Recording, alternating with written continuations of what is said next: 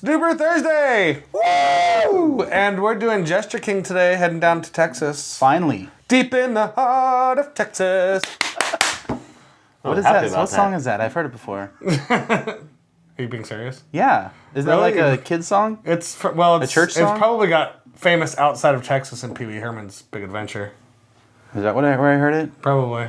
It's been a long time since I've seen Pee Wee's Big Adventure, so. It's when he's on the payphone in Texas and they don't believe that he's in Texas, so he says, "Am I in Texas?" And everybody stops and does that. Oh. Like Grandma. Hello, Daddy. It's me, Pee Wee. Where are you calling from? Texas. Where? Honest. Listen, I'll prove it. The stars at night are big and bright. Deep in the heart of Texas. That's right. That's right. So, I remember now. Apparently that's way before my time. You've seen Pee Wee's Big Adventure. Yeah, but I was probably... If not, we're watching it on Netflix tonight. Well, that works. It's awkward to watch. You tell him Large Marge sent you. It's awkward to watch it as an adult. You're just like, this guy... Especially after he got tagged for public indecency and porn theater. That nothing was proven. Allegations. Allegedly. Anyway, you're probably wondering where Matt is. Matt got lost on a train tonight. Yeah. So he's public transit for the fit. Actually, it wasn't the public transit fault. Well, yeah, he left something on his train, had to go back on and get it, didn't get out before they shut the doors, ended up at the next train stop. Train doesn't go back the other way this late at night, so he got to walk from Riverside to Corona. Look at public transit's like, what are you talking shit on me? I didn't do anything wrong. I got him where he had to go. Yeah, so Aaron was happily able to come over and fill in for Matt today. He lives down the street. Mm-hmm. Perks of it. Yeah. He lives 2 bedrooms down from me. That sounds kind of creepy and weird. So. He probably lives like 60 bedrooms down from me. Nice. If you want to count it that way. If you want to count it by bedrooms. Yeah. Why are we going off of bedrooms? So anyway, we're going to be doing a Rye IPA tonight. Yeah, this is Jester King's Rye IPA. They have really cool labels too. Yeah. Like this one, she's just looking at you like, why are you looking at me? She's like, drink my beer, bitch. What? Yeah. So Jester King is probably most well known for their black metal. Yeah.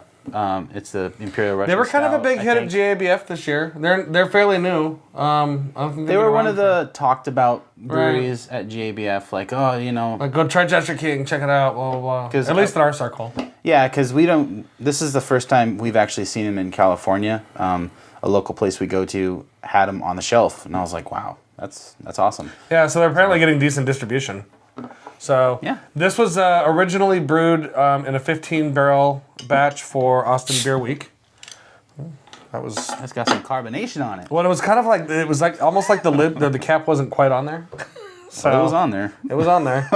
But this was whoa, that's very carbonated. I told you it was carbonated. Tilt that glass. Catch. But it was brewed as a 15-gallon batch originally for Austin Beer Week, and then they made some adjustments and then did a full 30-barrel. I guess they toned down the bittering, lowered the mash temp to 142 to get it a little drier, more drinkable. Really? And 142. Yeah, that's pretty low. 142 or 146. Yeah, 146 sounds right. More right, yeah. And then they added Amarillo and Simcoe to the dry hop to give it more tropical aromas. That's cool. Well, I'm going to just truck through this foam. Seriously, don't fear the head. Cheers.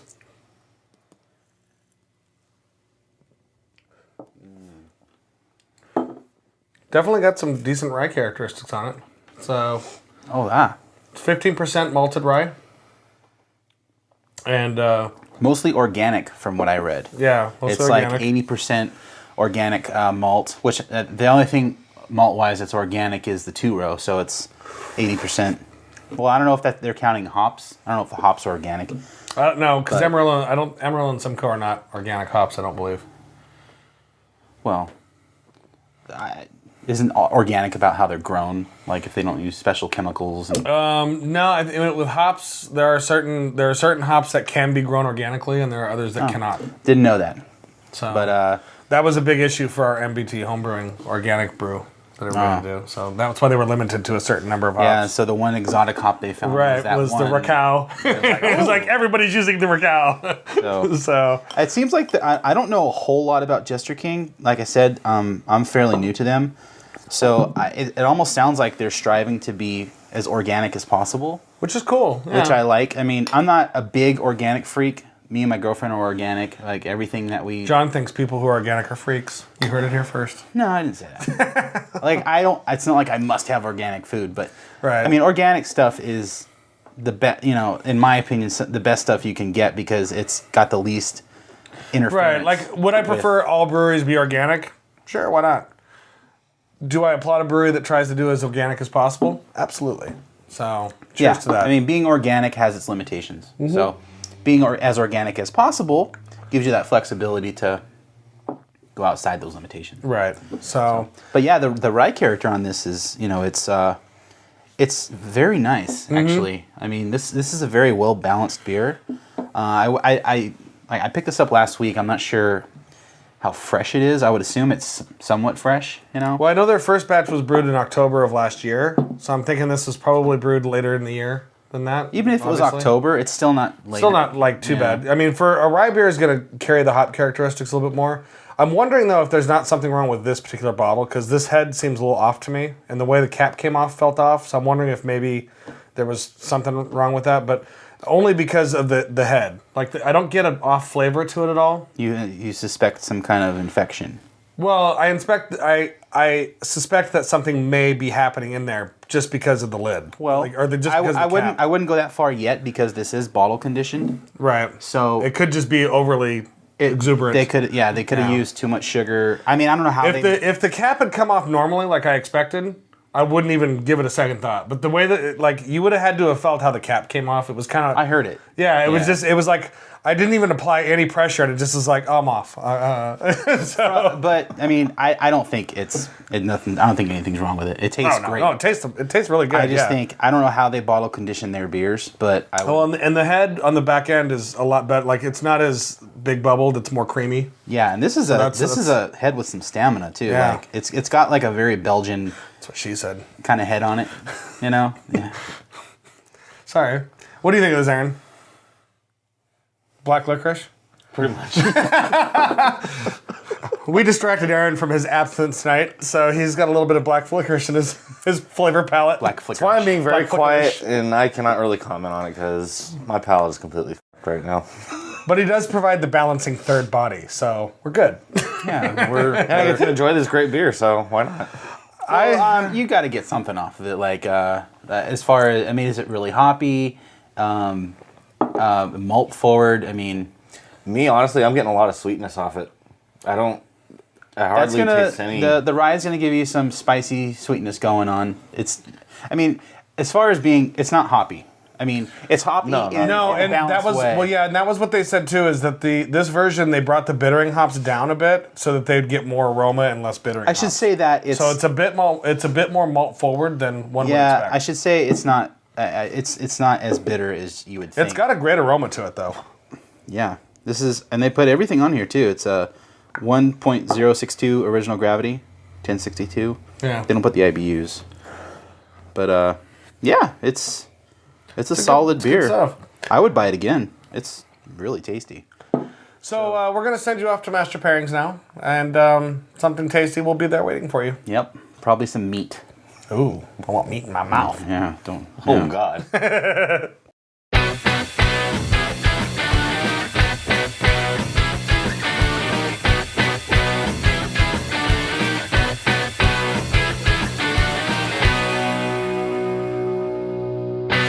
Hey everyone, welcome to another Master Pairings with me, your host, Bill Sysak. Today I have John Holzer. Howdy. And today we're going to do a little bit of heaven. We're going to do some beautiful grilled tri-tip, a little Kansas City sauce smothered on the top, and we're going to do a little great Firestone Porter. This is okay. Awesome.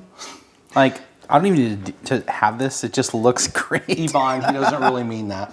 Oh, I do mean it, Yvonne. All right, John, open that bad boy up. All right. So this porter is about, what, 5.5%? 5.8%. 5.8. Yeah, it's part of their Proprietors Reserve series. Which they started bottling along with their double jack now, things like that. Oh, they got a little thing Yeah, on they've here. got a little tab. Look at that. They're being cool. Thank you, Matt. If I can find, there we go. Anyways, it's a delicious classic porter. One thing Firestone's known for, since they brought on Matt Brindelson, is stylistically spot on beers. Yeah, it's a robust porter. Yeah, it's gonna be beautiful. Yeah, it's basically like a high end, flavorful, But not a Baltic porter, which is a lager, and not an imperial porter, but just a big, rich porter, just like rich. a good stout. That's the word Yep. you need for this. It's a rich porter. It's it's in your face. Yep. Cheers. Cheers, my friend. Beautiful roasted nose.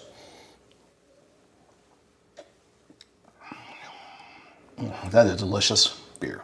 It's like the perfect balance of sweetness and roastiness. Yeah. You know what I mean? The malts are great. Nice little hop bill. Very subtle. Goes beautifully. Could go with a lot of desserts. Could go with a lot of cheeses, but it can also go with a lot of meat. So without Naturally. further ado, grab yourself a hunk of meat, John. This is a hearty beer A tri-tip. Here, I'll help you out. with a hearty piece of meat. So.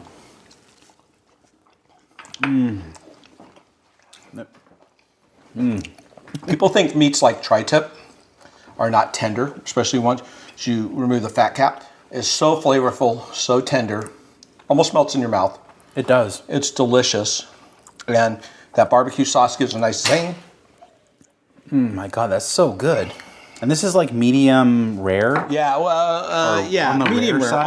almost rare. Yeah. As you get into there, but it's getting down. Sorry, I'm doing my man thing. I'm gonna. I mean, the caramel notes in the meat just mix so well with this beer. I mean, the sweetness, it's a perfect marriage of. It is. I mean, that's why richness beer. with richness. This is one of the four main components why beer is so great with foods, because they have roasted caramelization of the malt, just like the roasted caramelized proteins on meat, the Maillard reaction. Mm-hmm. And so it marries up perfectly. I gotta say, you cooked this, dude. You did a good job. This is epic. This is so good. It's a great tri-tip. Oh my God. Taking 3 bites already. I'm not. Sorry, guys. This is perfect, dude. I don't know what to say about it. I mean, All right, perfect cut. No, it's true though. Yeah, I mean, this is a no-brainer.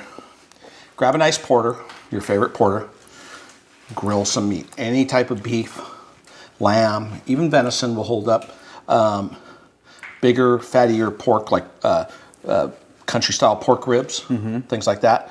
Grilled stuff, barbecue, baked beans would go great with this beer. So many things. It's such a delicious pairing. the sauce on this too really makes the meat. Yeah. I mean, it's just, it adds that kind of like sweet. It's a really sweet sauce, you know. The Kansas City sauce, definitely. And style. It's a style of barbecue, sweeter than others. You know, some food experts go, well, umami and this and that. That's not true. You can get umami in all kinds of things. This is a sense of umami right here. Oh, umami is like the It's ultimate. not just mushrooms, like, right? experience, It's not just you know? mushrooms. I find umami in desserts, and I show people that. I can find it in meats, all kinds of things. You can find that big, rich, luxurious flavors that just come together and just make you happy. Yeah, Make this you is smile. this is perfect. I mean, a tri-tip with this sweet barbecue sauce and this, excellent. And of course, Sammy's here. Sam, you want some tri-tip? Come here. Come on, buddy. Come on. No, you're not supposed to do this. That's a big piece. Oh, you got. I got a him. piece. All right, cool. Okay, you can get down now, sir. Yeah, I know you want more. Maybe later. Be good boy. All right, guys. Thanks for coming to another Master Pairings. Cheers, everyone. Cheers, Bill.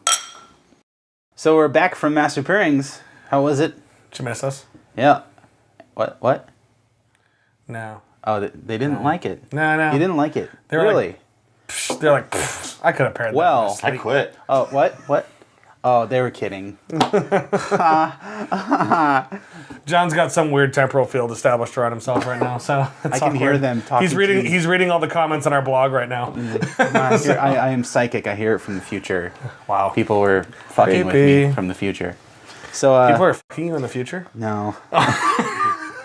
But yeah, that was I forget what the meat was. It was delicious though. And the pictures I took of it were awesome. Like I'm serious. Like you just want to go find meat and eat meat after seeing those pictures because it looks that good. That was with the Firestone Robust Porter, which is a great beer. Yeah. So Amazing. Firestone Walker Robust Porter. Firestone Walker, yes. Excuse me. So anyway, I really like this. This is kind of a really prime example of what's happening in Texas right now. Texas is starting to get a nice budding craft scene, especially in Austin. Several new breweries popping up there. There's even Joe Moorfield from Odell Brewing. Is heading down there, starting his own brewery down there, Pine House Pizza or something like that. I wonder why. Why Texas? You know why? Because Texas is the reason. Texas is the reason for the season. Tom Ham got that one, right? Come on, Tom. Actually, I think because Texas has no income tax. State tax, you mean? Yeah, state income tax. Well, neither does Nevada. Maybe he grew up there. I don't know. Joe, if you're watching. Maybe he just wants to go to Texas. Is he going to be in Austin? What'd you say? I think it's Austin, yeah. Austin's Pine House Pizza or something like that. I've never been to Austin, but from everything I've heard, it's like the liberal area or the hipster, like... The hipster part of Texas. Yeah, not hipster, I'm sorry, but it's like the hip, cool, trendy part of Texas. Well, they do South by Southwest there, and I think that's kind of really, especially for the tech scene, now that South by Southwest is encompassing more than just music and whatever, it's starting to encompass a lot of tech and Web 2.0 stuff. It's kind of really given that Austin, definitely during that 2 or 3 weeks, is like a massive party zone. So it's good to see some really good craft beer coming out of there. Congrats to Texas. Good job. Yeah, and I'm happy this is our first Texas brewery, on the show. Because they're kind of small and they're not very well known. And Jester King's kind of a cool name of a brewery. And they got cool labels. And they make good beer. I will say the label does affect my perception of a beer. It shouldn't. That's an interesting argument because, a lot of people go, oh, the label shouldn't matter. And dude, yeah, what matters is what's inside the bottle, but the label sure helps when I'm trying to find a beer. Right. Well, and I'm going to be 100% honest and say that there are some breweries that because of their labels, I don't drink their beer, even though I can't find a valid reason why I don't like their beer. There's no justification. But it's just because I just in my head, when I see the label, I'm then not attracted to that beer. So I mean, I'm a fanboy, but the brewery in Placentia, they have the best labels. Yeah, they're just clean and simple. They're classy. I mean, and then the brewery uses the same bottles, these 750 wine-esque bottles, and they just. They look awesome. Even the way the labels, like we have a bunch of them on the table, they feel sexy, oh my. John's going to need to take a break for a moment while he has some alone time with the brewery labels. Yeah. In my opinion, the label, says a lot. And, why can't a brewery have fun with their label? This label, who knows what it means, but it looks cool and it gets your attention. Creeps you out. So, it's like, yeah, that beer's creeping me out. Yeah, it kind of gives you a vibe. Yeah. Just like Three Floyds, you look at their labels and... they're totally punk rock, hardcore. They're classic Three Floyds. Like, you're looking at a Three Floyds label. So, in my opinion, the label goes a long way. But this is the 16th today, and so that means that today and tomorrow are your last 2 days to run on down to Beechwood Barbecue and pick up raffle tickets for the Pliny the Younger release. Having just gotten back from San Francisco and having sampled Pliny the Younger, I can tell you it is delicious this year. He drank a barrel himself. Seriously, Vinny had to actually pull me away from the barrel and throw me out of the establishment. Yeah. Where I then stage dived into bushes. But that's a different story altogether. There will not be any pictures. He drank so much Pliny. He drank so much that I got to try it, like through osmosis. It was like the birds. You bring it back to the nest and just puke it out. Like one day I woke up and go, man, what's it? Oh, it's Pliny. Nice. No, it's quite a bit different this year. In great ways. I mean, every year I've had Pliny. I've enjoyed it. Pliny the Younger.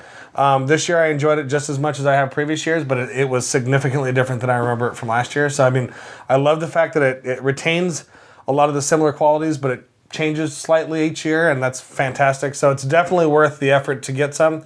And Beechwood and Library Ale House actually are also doing it. They've joined in on the fun. They're also doing a raffle ticket. There's a lot of places that are kind of doing it incognito. Right. So, I mean, it's everyone wants to make the experience better for you. Beechwood Library, they're both doing that. Run down there and buy a raffle ticket. It goes to a good cause. It's great charity.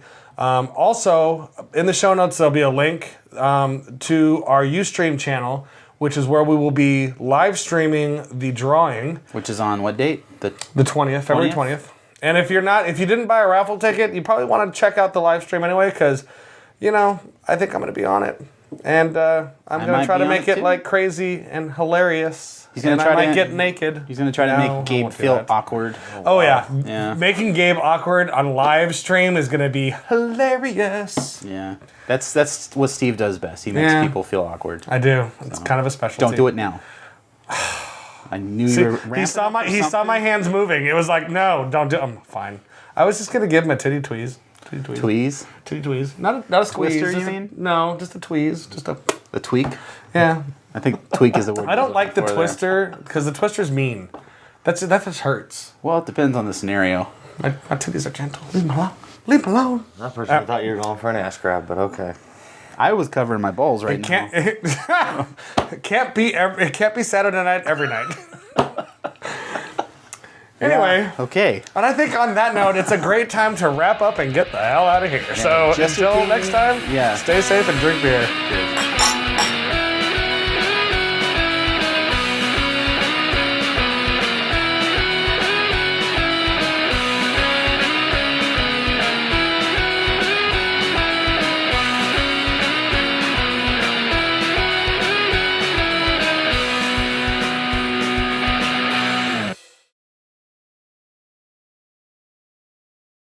Hey!